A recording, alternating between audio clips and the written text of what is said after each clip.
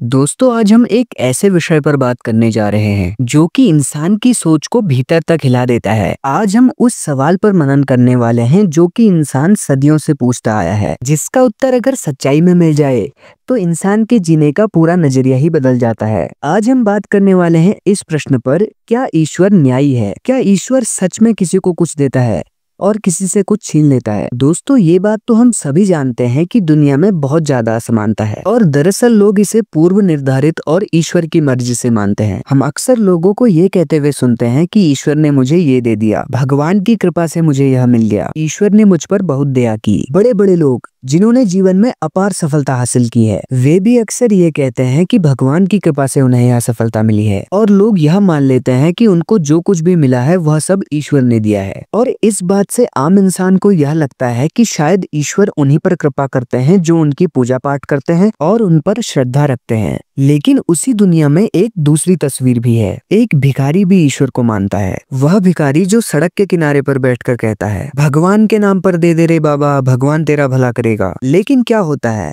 क्या उसका जीवन बदल जाता है? क्या उसकी झोली भर जाती है? क्या वह उन बड़े लोगों की तरह सुख सुविधा में जी पाता है? नहीं, उसकी पूरी जिंदगी बीत जाती है। वह जितनी भी प्रार्थनाएं कर ले, जितने भी भजन गाले, उसकी गरीबी वैसी की वैसी ही रहती है। तो सवाल उठता है, अगर भक्ति से ही सब कुछ मिलता, अगर ईश्वर किसी की प्रार्थना सुनकर उसको वरदान देता, तो क्या हर गरीब इंसान अमीर नहीं हो जाता? क्या हर मेहनतकश आदमी के जीवन में खुशियां नहीं होती? एक किसान को देख लो, वह भी जब खेत में जाता है तो ईश्वर का नाम कर जाता है। बीज बोते समय कहता है कि भगवान इस साल बहुत अच्छी फसल हो। वह भी भरोसा रखता है कि कोई तो है जो उसे उसकी मेहनत का फल देगा। लेकिन क्या होता है? वह महीनों तक मेहनत करता है, धूप में जलता है, बारिश में भीगता है, मिट्टी में पसीना बहाता है। लेकिन जब बारिश बहुत ज्यादा हो जाती है या फिर बिल्कुल नहीं होती या फिर ओलावृष्टि हो जाती है तो उसकी सारी मेहनत एक झटके में बर्बाद हो जाती है। अब सोचो, क्या यह न्याय है? क्या वह ईश्वर जिसने उसे बनाया वह उसके साथ इतनी बेरहमी से व्यवहार करेगा? इसमें किसान का क्या दोष था और उसने ऐसा क्या पाप किया था जो उसकी एक साल की मेहनत एक पल में मिट्टी में मिल गई? और यह सिर्फ एक उदाहरण नहीं है। कभी कभी प्रकृति ऐसे प्रहार करती है कि इंसान की पूरी दुनिया उलट पलट हो जाती है। केदारनाथ की आपदा को कौन भूल सकता है? हजारों लोग मारे गए, छोटे छोटे बच्चे बह गए, कितने परिवार टूट गए, कितने बच्चों ने अपने माता पिता को खो दिया, वहीं कितने माँ बाप ने अपने बच्चों को खो दिया। और यह सब कहाँ हुआ? भगवान के घर में, या फिर कहो तो भगवान के मंदिर में, वहाँ जहाँ लोग शरण लेने गए थे। यह आशा मन में रखकर कि भगवान उनके सारे दुखों को नष्ट कर देगा। जो लोग मंदिर में गए थे उनके मन में क्या भावना रही होगी? उन्होंने तो यही सोचा होगा ना, यह तो भगवान का मंदिर है, यहाँ तो हम पूर्ण रूप से सुरक्षित हैं। पर हुआ क्या? प्रकृति ने किसी को भी नहीं छोड़ा। बाढ़ आई और सब कुछ बहा ले गई, भक्तों को, श्रद्धालुओं को, यात्रियों को और यहाँ तक मंदिर के पुजारियों को भी। क्या प्रकृति ने जरा भी ये सोचा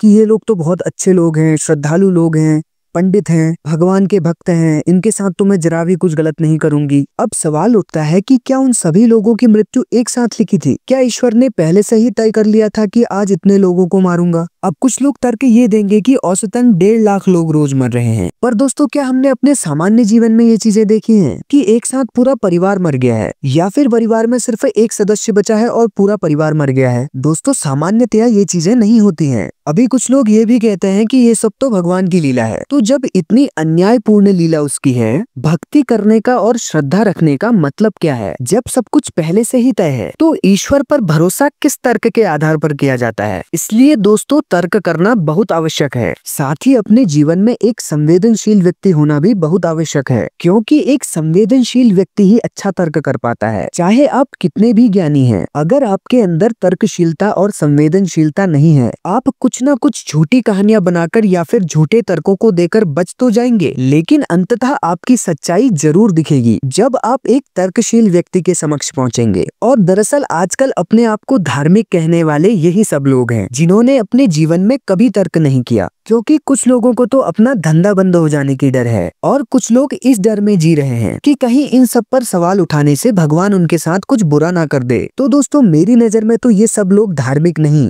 बल्कि डरपोक लोग हैं। तो दोस्तों, अब सवाल उठता है कि क्या ईश्वर नहीं है? नहीं, यह सत्य नहीं है कि ईश्वर नहीं है। सत्य यह है कि हमने ईश्वर की परिभाषा को गलत समझा है। हम दरअसल ईश्वर को एक न्यायकर्ता के रूप में देखते हैं। सभी धर्मों में यही बताया जाता है कि ईश्वर सब कुछ नोट कर रहा है, लेकिन यह बात तो स्पष्ट है कि ईश्वर न्यायकर्ता और दयालु तो बिल्कुल भी नहीं है। तो ईश्वर है क्या? दोस्तों, दरअसल हम ईश्वर किसे मानते हैं? हम ईश्वर उसी को मानते हैं जो कि अच्छा है, जो कि संवेदनशील और करुणावान है। तो दोस्तों, किसी संवेदनशील और करुणावान व्यक्ति को ईश्वर कहना गलत नहीं है, लेकिन वह हमारे कष्टों को हर लेगा या फिर वह सर्वशक्तिमान है, ये सोचना बिल्कुल गलत है। दोस्तों, अद्वैत वेदांत के अनुसार ईश्वर का स्वभाव आनंदमय तो जरूर है, पर वह कोई आसमान में बैठा हुआ देवता नहीं है, बल्कि हमारे भीतर ही बैठा हुआ चेतन तत्व है, जो कि हमें सही और गलत का अनुभव करवाता है। क्योंकि वह चेतन तत्व हर जगह व्याप्त है, इसलिए वह किसी के साथ अच्छा बुरा नहीं कर सकता। वह तो केवल साक्षी है, वह तो बस अपनी चैतन्यता को प्रकृति के माध्यम से व्यक्त कर रहा है। इसलिए जो यह जीवन है वह हमें आनंद के लिए मिला है। पर दोस्तों, आनंद का मतलब सुख नहीं होता है, आनंद का मतलब है अपने स्वभाव में जीना। अब आप कहेंगे कि हमारा स्वभाव आनंद कैसे है? दोस्तों देखिए, हम इस जीवन में जो कुछ भी कर रहे हैं वो अपने जीवन में आनंद के लिए ही कर रहे हैं। कोई भी व्यक्ति यह नहीं चाहता कि मेरे जीवन में दुख हो, सभी लोग यही चाहते हैं कि मैं आनंदमय जीवन जीऊं। पर मनुष्य की गलती यह है कि वह उस आनंद को बाहरी चीजों से जोड़ लेता है, लेकिन यह नहीं सोचता कि दरअसल ये आनंद आ कहां से रहा है। उदाहरण के लिए, जैसे हम किसी सुंदर फूल को देखते हैं तो हमारे अंदर एक आनंद की अनुभूति होती है, पर दरअसल सत्य तो यह है कि हम आनंद को उस फूल में देख रहे हैं, लेकिन आनंद पैदा तो हमारे अंदर ही हो रहा है। इसलिए क्यों ना हम उस आनंद को अपने भीतर झांक कर प्राप्त करने की कोशिश करें, क्योंकि बाहरी सभी चीजें तो नश्वर हैं, वे कभी न कभी समाप्त हो जाएंगी, और ना ही जो हमारी मनपसंद चीज है उसका मिलना बिल्कुल तय है। पर इसका अर्थ ये नहीं है कि हम भौतिक चीजों को प्राप्त करने के लिए कर्म ना करें, बल्कि ये है कि जो हम कर्म कर रहे हैं उसका पूर्ण आनंद लें, उसके फल की चिंता किए बिना। ये बात श्री कृष्ण ने गीता में भी बताई है, कर्मण्येवाधिकारस्ते मा फलेषु कदाचन, जिसका अर्थ यह है कि आपका अधिकार सिर्फ आपके कर्म पर है, उसके फल पर कभी भी नहीं। उन्होंने ये तो नहीं कहा कि आप कर्म कीजिए, फल मैं आपको दूंगा। उन्होंने फल की चिंता इसलिए नहीं करने को कही है क्योंकि इससे दुख उत्पन्न होता है। जब प्रकृति का फल हमारे हाथ में है ही नहीं तो हम उसके लिए चिंता क्यों करें? और कर्म के फल की चिंता करने का एक और दुष्परिणाम है, जब हम कर्म के फल की चिंता करते हैं तो हमारा ध्यान कर्म से ज्यादा उसके फल पर टिका होता है, जिससे कर्म शिथिल पड़ जाता है और जो फल हमें संयोग से मिलने वाला भी होता है वो भी नहीं मिलता। इसलिए जो भी कर्म कर रहे हैं उसका पूर्ण आनंद लें, और बुरा कर्म इसलिए नहीं करना चाहिए क्योंकि वह हमारा स्वभाव नहीं है। जो भी व्यक्ति बुरा कर्म करता है वह कभी सुखी नहीं रह सकता, क्योंकि ये बात उसे भी पता होती है कि मैंने कुछ बुरा कर्म किया है। और ऐसा भी नहीं है कि बुरा कर्म करते वक्त व्यक्ति को बहुत ज्यादा आनंद की अनुभूति होती है। वह व्यक्ति बुरा कर्म करते वक्त भी डर और चिंता से जीता है, बल्कि उसके बाद भी उसे चिंता और डर सताते रहते हैं। पर दोस्तों, इसका अर्थ ये नहीं है कि हर कोई दुखी व्यक्ति बुरा है। बुरा कर्म करने वाले दुखी व्यक्ति के अंदर भय होता है, वहीं जो व्यक्ति अच्छा कर्म करने के बाद दुख महसूस करता है उसके अंदर भय नहीं होता। इसलिए जब वह अच्छा व्यक्ति अपने कार्य में सफल हो जाता है तो बहुत आनंद की अनुभूति करता है, और जो व्यक्ति बुरा कर्म करने के बाद सफल होता है उसके मन में हमेशा पकड़े जाने का डर रहता है। दोस्तों, अंततः मैं यह कहना चाहूंगा कि भक्ति करना भी कोई बुरी बात नहीं है, लेकिन वह भक्ति निस्वार्थ और प्रेम पूर्ण होनी चाहिए, क्योंकि स्वार्थ से आसक्ति पैदा होती है। आसक्ति हमें बंधनों में डाल देती है, वही प्रेम हमें स्वतंत्रता और निर्भयता प्रदान करता है। और दोस्तों, अध्यात्म का अर्थ इस जीवन को आनंदमय बनाना है,